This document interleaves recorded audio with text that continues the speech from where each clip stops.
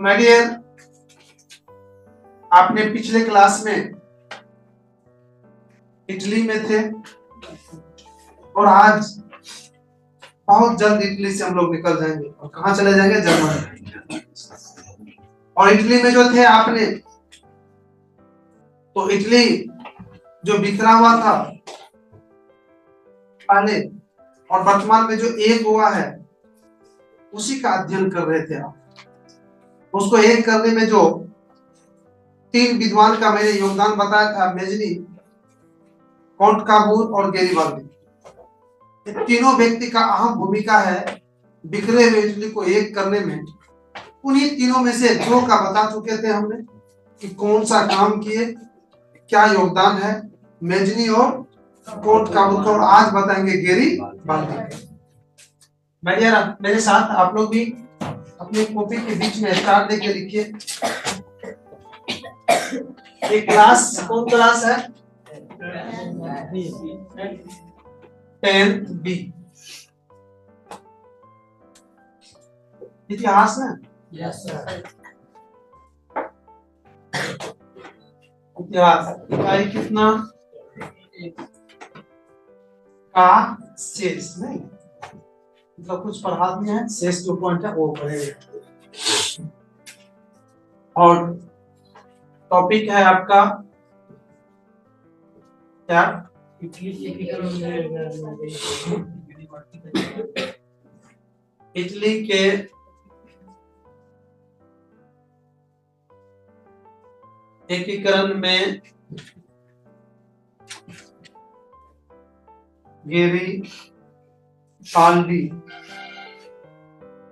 का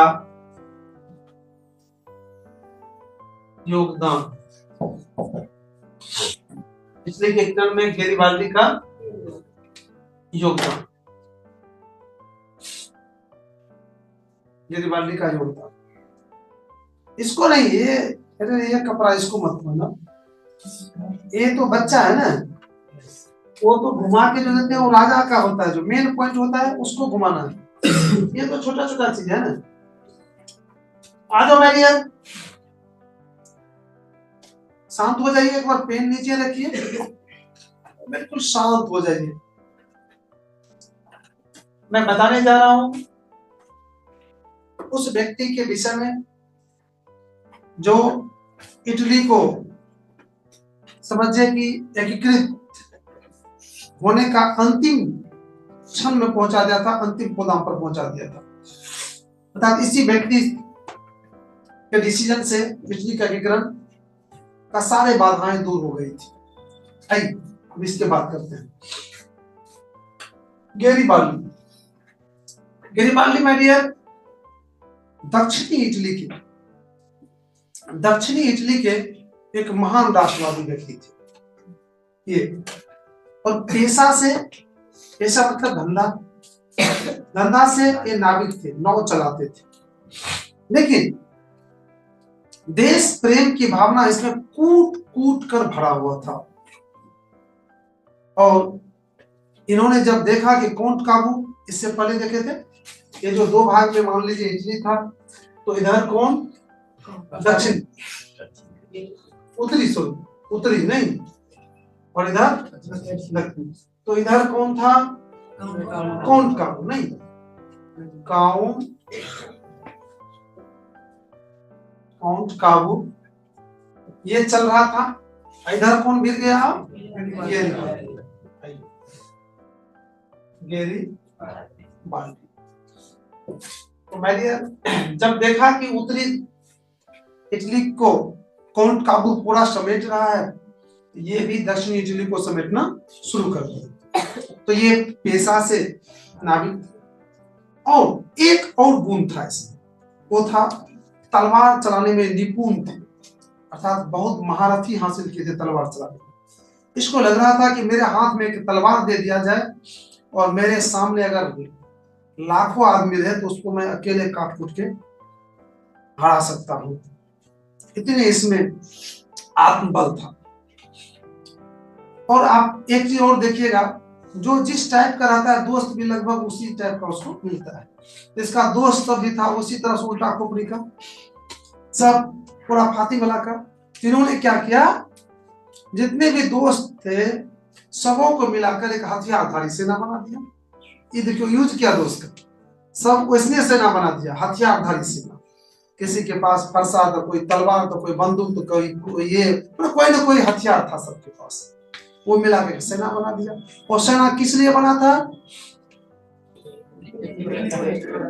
इटली को एक करने। और माय डियर, आपको मालूम है मारकाट दंगा फसाद से लोग डरता है, उसका सामना बहुत कम लोग करना चाहता है, बहुत सारे लोग उनसे बचते हैं। और हुआ यही, गेरिबाल्डी जो मारकाट दंगा फसाद शुरू किया तो इससे दक्षिणी इटली के बहुत सारे क्षेत्र शीघ्र ही स्वतंत्र हो गया। बिना लड़ाई झंझट किए ही बहुत सारे लोग भाग गए यहाँ से। तो एक ही ये लोग स्टेटमेंट लेके चला कि जान बचा तो लाख हो गया, कि बचा के पहले भाग गया। अब देखो लगभग दक्षिणी इटली को ये एकीकृत कर दिया, उत्तरी इटली को ये भी कर दिया था। और मैं यार इस बीच में, दोनों के बीच में दो राज था, रोम और वेनेसिया। उनका रोम और यही पर था, रोम और वेनेसिया। ये माय डियर बहुत मजबूत क्षेत्र था। ये दोनों अभी भी लगभग विदेशी के छोटका मोटका विदेशी इस पर अधिकार किया हुआ था। अब देखिए ये भी काउंट काबूल भी इस पर अधिकार करने का प्लान बनाया और ये भी अधिकार करने का प्लान बनाया, दोनों प्लान बनाया इस पर अधिकार करने का। तो दोनों जब प्लान बनाया तब यहाँ जो लड़ाई लड़ेगा तो दोनों की सेना लड़ेगी और बर्बाद होगा इटली। और इस यहाँ पर जो एक कहिए लड़ने की नौबत आई तो इन्होंने बुद्धिजीवी का रोल अदा किया। इन्होंने कुछ देर के लिए रुक गया और फिर इनसे बात किया, किनसे, कि भाई आपका भी तो वही उद्देश्य है कि इटली को एक करना और मेरा भी उद्देश्य वही है क्या, इटली को एक करना। तो फिर दोनों आदमी का जब एक ही उद्देश्य है, भले रास्ता अलग था लेकिन उद्देश्य एक ही है, तो दोनों आदमी क्यों नहीं एक हो जाए। जब एक हो जाएंगे तो इटली का एक हो जाएगा। और मैं दोनों एक हो गए और दोनों जब एक हुआ तब देखिए उदारता कौन दिखाया। ये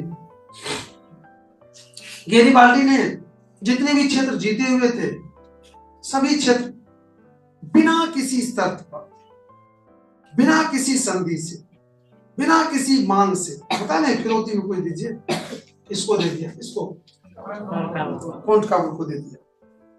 और फिर काउंट काबूल ने इसको अवसर भी दिया। क्या अवसर दिया मैं डियर? अब जब एक हो गया तो फिर तो राष्ट्रपति, प्रधानमंत्री, सब कुछ, होम मिनिस्टर सब बनेगा ना।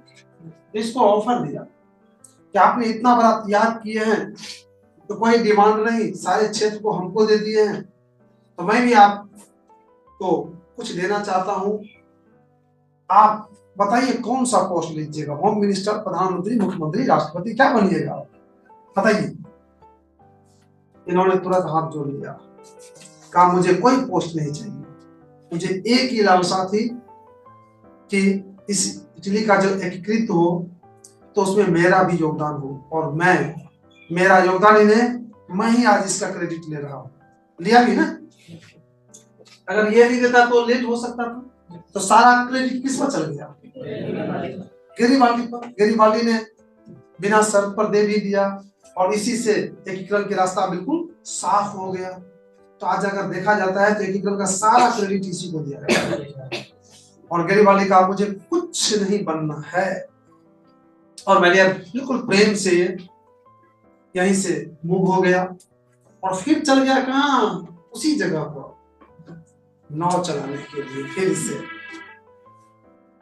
इतने उदार वाले लोग अगर हो जिस देश में, तो उस देश का एकीकरण कैसे नहीं होगा मैं डियर, उस देश का विकास कैसे नहीं होगा। गेरिबाल्डी जैसे अगर व्यक्ति हो तो शायद समझ में आ गया गेरिबाल्डी का क्या योगदान था, कैसे क्या था नहीं था, अर्थात इस काम को संपन्न कर दिया। वैसे ये 62 में मैं मर गया था, आगे बताएंगे आपको।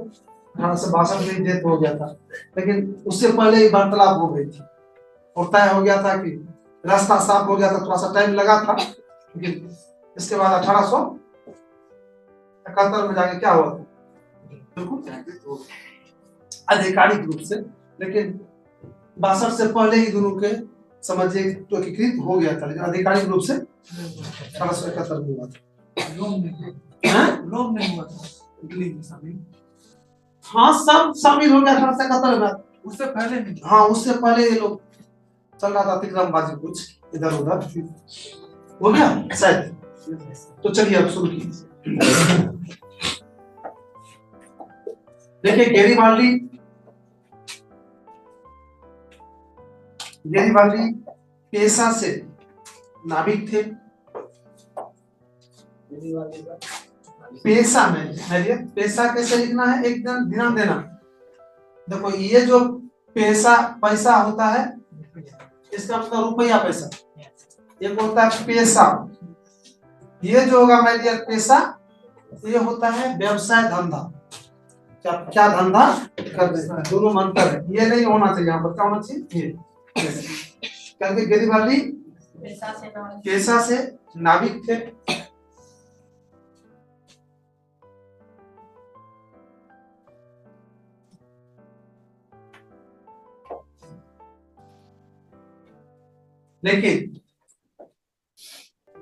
लेकिन देश प्रेम की भावना,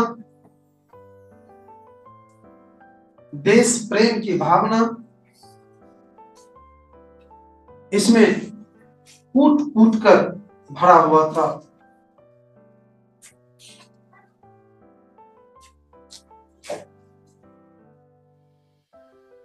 देश प्रेम की भावना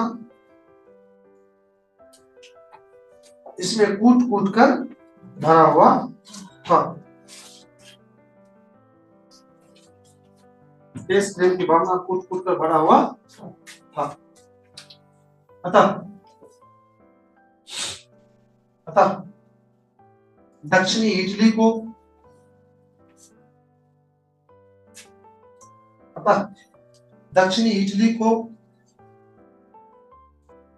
एक सूत्र में बांधने के लिए, दक्षिणी इटली को एक सूत्र में बांधने के लिए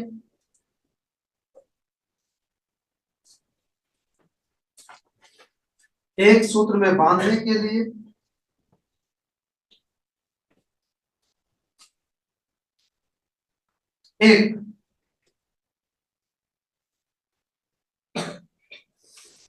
एक क्रांति शुरू किया।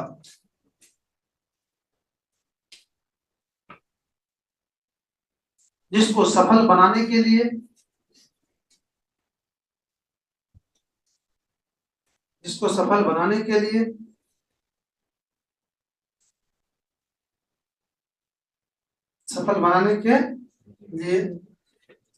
अपने मित्रों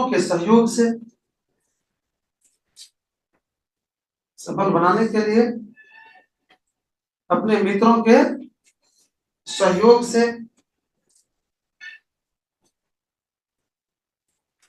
हथियारधारी सेना गठन किया।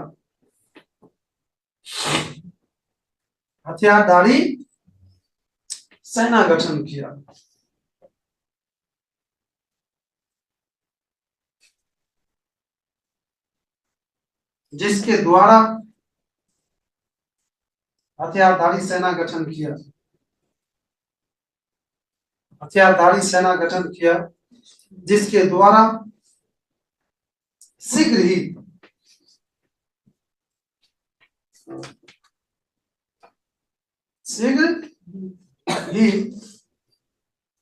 दक्षिणी इटली को एक कर दिया।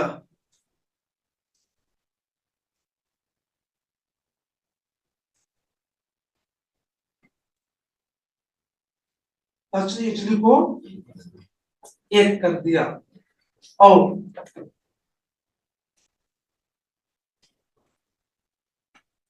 रोम वेनेसिया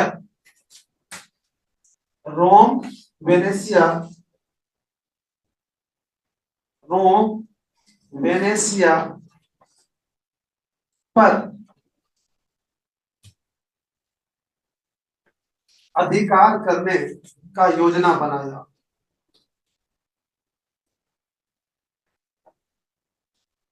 अधिकार करने का योजना बनाया।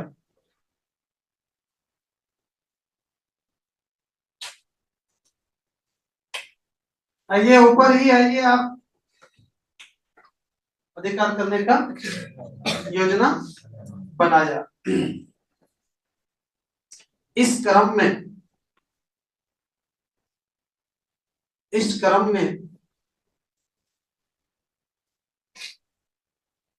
इस बैच के हैं और 2-3 मिनट रुक सकते हैं। बैठिए आज करिए। इस क्रम में काउंट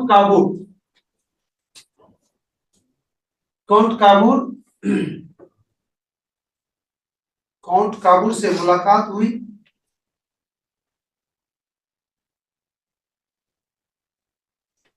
काउंट काबूल से मुलाकात हुई और बिना शर्त के बिना शर्त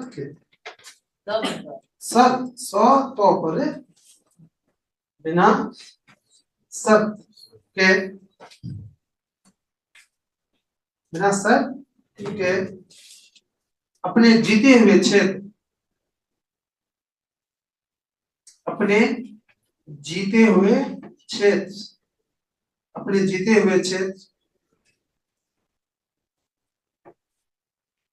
काबुल को दे दिया। हाँ, इसी काबुल को ही काबुल शॉर्ट में लिख सकते हैं ना। काबुल को दे दिया। इसके साथ ही इटली के एकीकरण का बाधा समाप्त हो गया। इसके साथ ही इटली के एकीकरण की बाधा क्या हो गई? समाप्त हो गई। इटली के एकीकरण की बाधा समाप्त हो गई।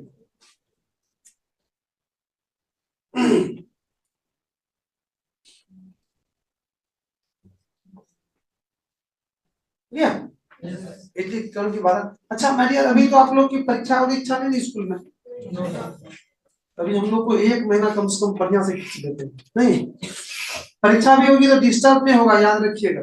मेरे पास ऐसा तकनीक है, सिर्फ आप समस्या रखिएगा, समाधान हम कर देंगे। मैं चाहता हूं कि डिस्टर्ब बहुत रोकने के बाद भी आप हो सकते हैं या हो जाते हैं, तो उस डिस्टर्ब का परिणाम या खमियाजा आपके स्टडी पर नहीं आवे, उसका नहीं भुगतना पड़े। मैं साथ हूं मेरी। 100 विकल्प है, 100 तकनीक है आपको छूटे हुए चीज को बताने का, सिर्फ आप रखिए मेरे पास। शायद मेरे व्याख्या को समझते होंगे मैं क्या कहना चाहता हूँ। मैं कहना चाहता हूँ कि हर हाल में आप अगर एसएसटी पॉइंट में एडमिशन करवाए हैं, यहाँ एसएसटी के एक शब्द का जानकारी दीजिए और उसके लिए कंटिन्यूटी जरूरी है।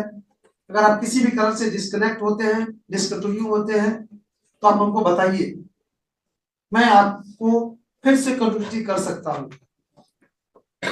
समझ में आ रहा है क्या कह रहे हैं ना? मैं इसको ध्यान रखिएगा प्लीज। आइए यहाँ पर शायद गैरीबाल्डी का क्या योगदान था आपने अच्छी तरह से समझ गए। हाँ, इटली का ही क्षेत्र था। इस पर दूसरा देश अधिकार क्या हुआ था, उसको भगाने के लिए ये लोग यहाँ पर किया था। इसी क्रम में दोनों आमने सामने आए थे।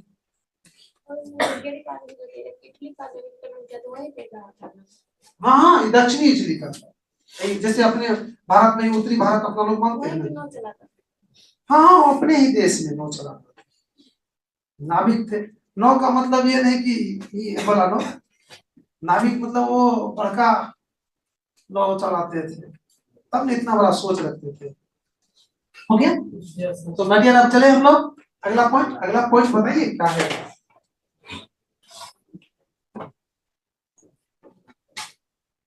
बताएंगे? अब देखिए, अब हम लोग बड़ा बिस्तर थोड़ा सा बांधेंगे, चलेंगे कहाँ? वैसे पास ही नहीं है, थोड़ा दूर ही नहीं है। हाँ 28 तारीख जो एग्जाम लेंगे हाँ। क्या क्या पूछेंगे? ये जो पढ़ा रहे हैं ना, यही 27 तारीख तक जो हम पढ़ाएंगे वही टोटल पूछेंगे। और कौन विषय से नहीं देखो तो और कैसे विषय से पूछेंगे? भूगोल से या कोई बात से देखो तो भूगोल से काहे पूछेंगे यार? अभी हम पढ़ाए हैं जो वही पूछेंगे। टेस्ट का मतलब आपके क्लास का रूम टेस्ट का मतलब होता है क्लास में जो पढ़ाई होती है वो। अर्थात 27 तारीख तक जो पढ़ाई होगी वही पूछेंगे 28 को। 27 का 28 को पूछेंगे आपको।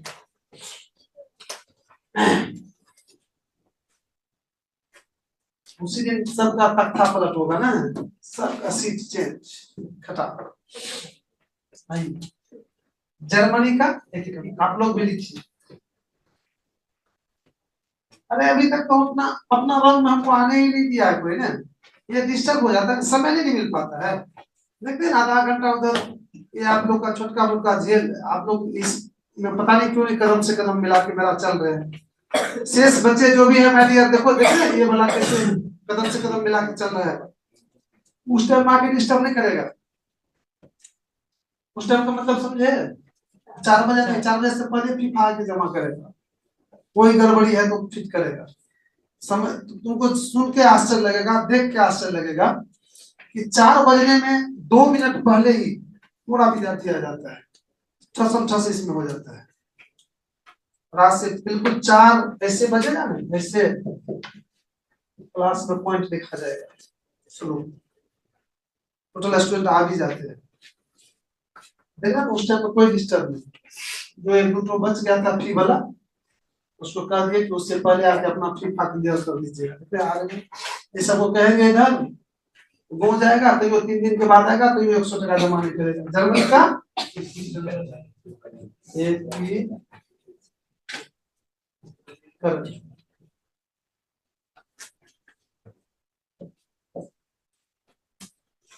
अरे मजा आएगा इसमें, क्योंकि इसलिए कि आपने इटली के विषय में समझ चुके हैं। अगर ये जर्मनी भी कहाँ के हैं? यूरोप महादेश का क्या है, एक देश है। और एकीकरण का मतलब समझते ही है, बिखरा हुआ एक होना, नहीं एक होना। तो अब आइए, ये जर्मनी जो था मैं उनके आश्चर्य लगेगा 300 टुकड़ा बटा हुआ था, एक और दो में नहीं, 300 टुकड़ा बटा हुआ जर्मनी। वही हरामी ऑस्ट्रिया और फ्रांस इसके अधिकांश क्षेत्र पर अधिकार किया हुआ, और उसमें तो 3 व्यक्ति था ना। इसमें सुन के भी आश्चर्य लगेगा कि एक ही व्यक्ति नहीं, बिस्मार्क। और एक व्यक्ति के प्रयास से ये 300 क्षेत्र, जिसका नाम था बिस्मार्क, और ये बहुत दिन नहीं, मात्र 9 वर्ष, मात्र 9 वर्ष में 300 टुकड़ों को इन्होंने एक करने का क्रेडिट दिया। यही बिस्मार्क। समझ सकते होंगे इस बिस्मार्क ने क्या नीति अपनाया, और कुछ नहीं, इटली के एकीकरण से ही सीख लिया है इन्होंने। और बताएंगे, आज समय नहीं है, आप लोग पढ़ के भी आइएगा, कल और तो मजा आएगा। मैं बताऊंगा कि बिस्मार्क ने क्या किए, कौन सा नीति अपनाए। अगर कहता है कि इतिहास में कुछ नहीं है, देख रहा है कैसे कैसे तकनीक नॉलेज आता है किसी भी समस्या को सुलझाने की। देखिए पॉइंट कैसे कैसे मोड़ ले रहा है। इतिहास में तो नीतियां पढ़ाई जाती है ना, कैसे जीता जाए। तो जीतने का मतलब क्या, युद्ध के मैदान में। और आप भी तो अगर युद्ध के मैदान मानते हैं, तो अभी जो सफलता को पाने के लिए जो कर रहे हैं, ये क्या युद्ध है ना। तो इसमें भी कैसे जीता जाता है, इससे नीति से कंसल्टेड है कि नहीं है। तो भाई समय आज खत्म हो रहा है, आइए कल इसको पढ़ लीजिएगा आप लोग ना, तब आइएगा कल, फिर मजा आएगा। चलिए तो आज की क्लास को